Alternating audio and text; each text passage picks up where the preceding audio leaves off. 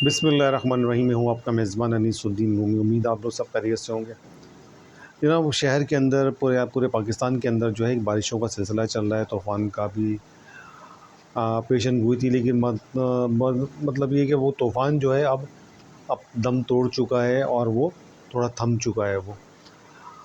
लेकिन बारिशों का सिलसिला है और कई जगह सैलाबी सूरत हाल है पूरे पाकिस्तान में, कई जगह के ऊपर। लेकिन अल्लाह से दुआ है कि अल्लाह उन लोगों को महफूज रखे जिनके कच्चे मकानात हैं। पक्के मकानात वाले तो बारिशों की दुआएं करते हैं कि अल्लाह बारिश बरसा, एंजॉय करते हैं। लेकिन उन गरीबों का जो 80% तबका हमारे यहाँ, 80% गरीब जो है गाँव देहातों में और कच्चे मकानों के अंदर मुकीम है, देहातों के अंदर रहता है, तो उनके लिए कई परेशानियाँ, कई मुश्किलात, तो उनके लिए कई मुश्किलात और परेशानी का सबब बनती है ये बारिश की कसरत और बारिश की ज़्यादती जो अल्लाह की तरफ से होती है। अच्छा, सूरत हाल तो ये कि पूरे पाकिस्तान तो ऐसा लग रहा है जैसे कोई मुंजो-दड़ो के की शक्ल पेश कर रहा है। अभी मैंने कुछ दिन पहले एक व्लॉग बनाया था कब्रिस्तान में, नॉर्थ कराची के मोहम्मद शाह कब्रिस्तान में। वहाँ की सूरत हाल से मैंने आप लोगों को आगाह किया था कि वहाँ किस तरह से सीवरेज का पानी वहाँ पर जमा है। उसके बाद पूरे शहर के अंदर कोई इलाका, कोई ऐसा एरिया नहीं है जिसके में बारिशों के दौरान वहाँ की सड़कें ना टूटी हों, वहाँ पे गड़े बड़े बड़े शगाफ ना पड़े हों। यानी कि एक ऐसा मंज़र पेश कर रहा है पूरा शहर, जैसे कई सदियों से इसमें कोई तरक्याती काम नहीं हुआ। अच्छा, तरक्याती काम कुछ अरसे पहले हम इस बात को कई व्लॉग के अंदर मैं बताता चला आया हूँ, आप लोगों से डिस्कस करता चला आया हूँ कि हमारे यहाँ जो तरक्याती काम जिसको हम कहते हैं कि रोडों की तामीर, रोडों का बनना, सड़कों का बनना, सीवरेज लाइन का डलना, मैनहोल्स का बनना, ये हमारे यहाँ तरक्याती काम में शुमार होते हैं। और जो पार्टी भी कराती है तो बाकायदा उसके ऊपर एक अपना अपना पार्टी फ्लैग लगाने के बाद कि जैसे कि वो उस पार्टी के फंड से वो तामीर किया गया है। लेकिन असल में होता ये है कि वो जो आपके टैक्सों का पैसा हुकूमत के पास जमा होता है, वो उसी पैसे के ज़रिए से वो एमपीए एमएनएस को जो है दिया जाता है फ़ंड की मद में, या कह लें उसको सियासी रिश्वत की उसमें कह लें। तो फिर वो रोड बनाता है। सपोज़ अगर वो रोड बन रहा है 1 करोड़ रुपए का, तो जी एमपी और एमएनएस आपको जो जी 20 लाख रुपए उसमें से या 25 लाख रुपए उसमें से बतौर रिश्वत चाहिए मुबैना तौर पर। तो जब वो 75, फिर उसके बाद इनकम टैक्स पे डिपार्टमेंट के डिपार्टमेंट के जो है के कमीशंस वगैरह इंक्लूड करते हैं, तो फिर बचता कुछ नहीं है ठेकेदार के पास बनाने के लिए। तो फिर वो सूरत हाल बनती है जो आपको अभी इस पूरे शहर के अंदर नज़र आ रही है। ये तो आपके एमपी और एमएनएस के फंड से होगा। फिर ये कि जो आपके यहाँ बल्दियाती इदारे के या दूसरी सूबाई गवर्नमेंट के फ़ंड से बनती है, तो उनकी भी सूरत हाल तकरीबन ऐसी है कि भारी भारी रिश्वतों के एवज़ जब तरक्याती कामों की मद में ये रोड और ये सीवरेज के नाले और ये चीज़ें बनाई जाएंगी, तो उनकी हालत ज़ार यही होगी, उनके की कंडीशन ऐसी ही होगी कि जी अगर फ़र्ज़ करें कि अगर जितने का अमाउंट है उसमें से इनकम टैक्स वगैरह या तो मिनिमम अगर जो कमीशन होता है उनका डिपार्टमेंट का, अव्वल तो होना भी नहीं चाहिए ये, इसलिए कि वो डिपार्टमेंट जो है वो अपने काम करने की तनख्वाह वसूल कर रहे हैं हुकूमत से, जो आप ही के टैक्स के पैसों से जनरेट होते हैं, उनके ऊपर टैक्स जमा होता है, उन्हीं के ज़रिए से वही इदारे उनके अंदर के मुलाजमीन जो इंजीनियर्स वगैरह हैं वो तनख्वाह वसूल करते हैं।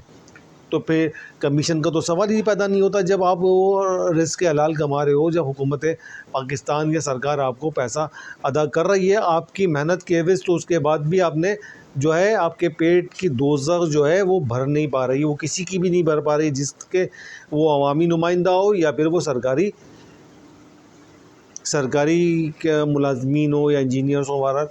तो शहर तो खंडरात की सूरत ही पेश करेगा। अगर वही काम ईमानदारी से होता तो वो बिल्कुल रहता। दुनिया में कई ममालिक में आप चले जाएँ जहाँ मुस्तकिल बारिश होती है। पाकिस्तान में तो मानसून का सीज़न होता है बारिशों का, लेकिन बेशतर ममालिक के अंदर ऐसे ममालिक हैं दुनिया में कि जहाँ तकरीबन पूरे साल या 10 महीने आप ले लें कि वहाँ बारिशों का सिलसिला रहता है, लेकिन वहाँ पे ये सूरत हाल नहीं होती।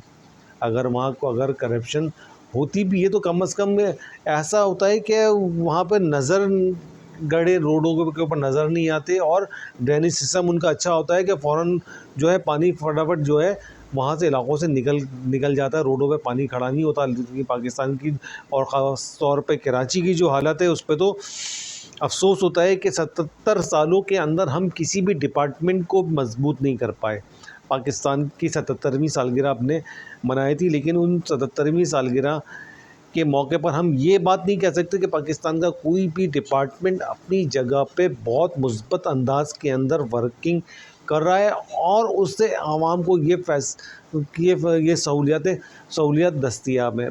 77 सालों से टैक्स भी आवाम दे रही है, उसके बाद बेरोज़गारी सामना भी है उसको, फिर उसके बाद ये कि बिजली के बिलों की बड़ी अदायगियाँ जो भत्ताखोरी की मद में की जा रही हैं, एक पेपर भत्ताखोरी इसको कह सकते हैं। पेपर भत्ताखोरी हो रही है जी, आपके घरों के ऊपर बिल जो है भत्ते की पर्ची की सूरत में आता है, और वो आपने उस बिल को 100% अदा करना है। अफ़सोस इस बात का है कि कराची के अंदर या पाकिस्तान के अंदर मौजूद सियासी जमातों को वो स्टैंड नहीं लिया जो लेना चाहिए था, आवाम के साथ खड़ा होना चाहिए था। लेकिन कोई सियासी जमात, कोई लीडर आवाम के साथ नहीं खड़ा हुआ, इसलिए कि जितने भी बिजली बनाने के कारखाने हैं वो अशराफिया के हैं। अशराफिया के साथ इनकी क्या गठजोड़ है जो ये नहीं निकलते और एहतजाज नहीं करते और ख़ामोशी से मुँह सीकर बैठ जाते हैं।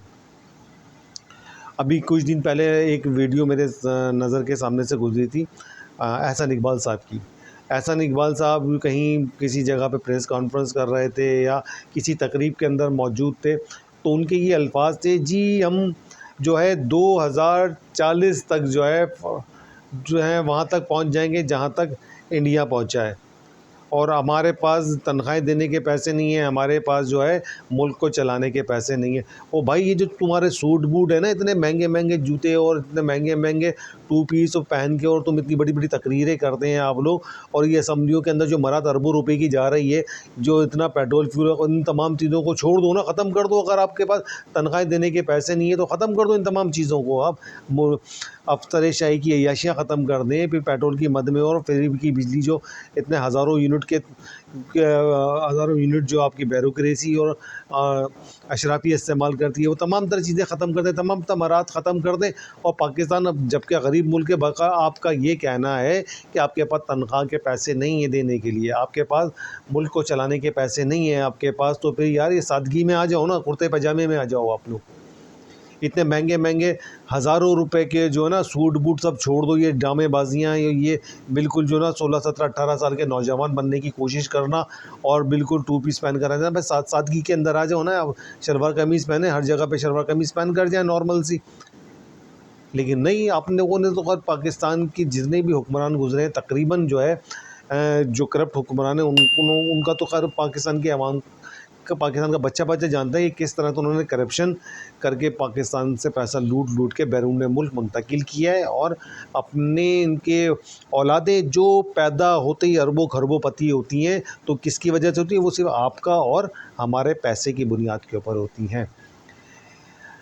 होश के नाखून लेने पड़ेंगे हम सबको, अगर वाकई पाकिस्तान को बचाना है या पाकिस्तान को तरक्की देना है।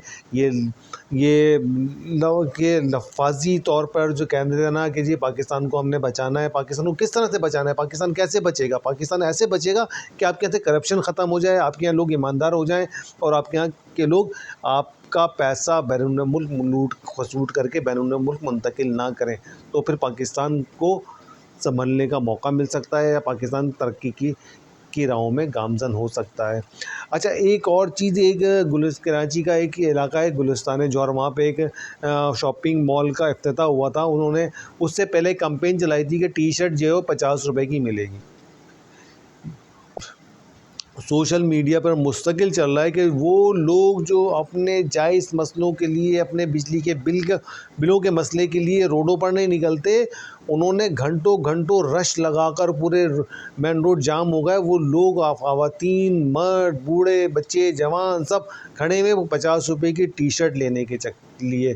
तो किस तरह हम लोग गुजर अपना हक लेने के लिए तो हम इकट्ठा नहीं होंगे, लेकिन फ्री में कोई चीज़ मिल रही होगी तो उसके लिए रश लगा देंगे, धावा बोल देंगे, वहाँ खड़े रहेंगे घंटों तक, लेकिन अपने हक़ के लिए कोई खड़ा नहीं होगा। इंशाल्लाह दोबारा फिर हाज़िर होते हैं। अपना बहुत ख्याल रखिएगा। पाकिस्तान ज़िंदाबाद, पाकिस्तान पाइंदाबाद। अल्लाह हाफ़िज़।